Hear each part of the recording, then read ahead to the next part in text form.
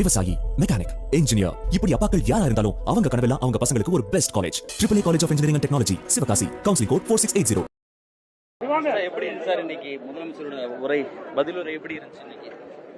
வழக்கமாக தமிழ்நாடு சட்டமன்ற பேரவையில் ஆளுநர் உரைக்கு நன்றி தெரிவிக்கக்கூடிய தீர்மானத்தில் சட்டமன்ற உறுப்பினர்கள் அந்த உரை தொடர்பான பல்வேறு கருத்துக்களை எடுத்து சொல்வார்கள்.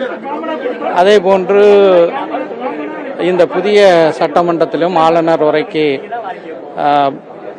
அந்த விவாதத்தில் பங்கு கொண்டு பல்வேறு உறுப்பினர்கள் பல்வேறு ஆக்கப்பூர்வமான விமர்சனங்களையும் கருத்துக்களையும் சொன்னார்கள்.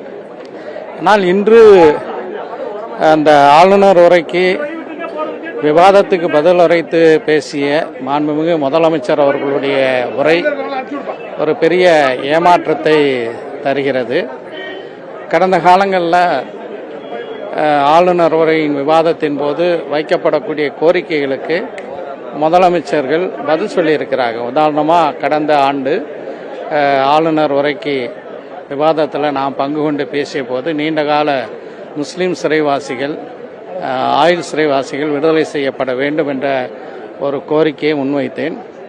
ஆளுநர் உரைக்கு பதிலளித்து பேசிய முதலமைச்சர், அன்றைய முதலமைச்சர் தளபதி மு.க. ஸ்டாலின் அவர்கள் விடுதலை செய்யப்படுவார்கள் என்று என் பெயரை குறிப்பிட்டு பதில் உரைத்தார். அதன் அடிப்படையில் நிறைய பேர் விடுதலை செய்யப்பட்டு இருக்கிறார்கள்.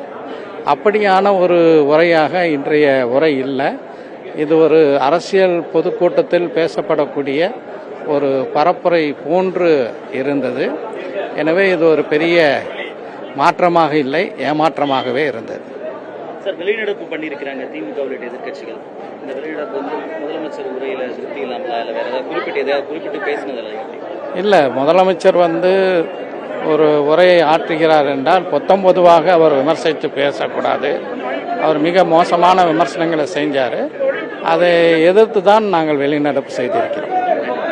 விவசாயி, மெக்கானிக், இன்ஜினியர், இப்படி அப்பாக்கள் யாரா இருந்தாலும் அவங்க கனவெல்லாம் அவங்க பசங்களுக்கு ஒரு best college. AAA college of engineering and technology, Sivakasi. Counselling code 4680.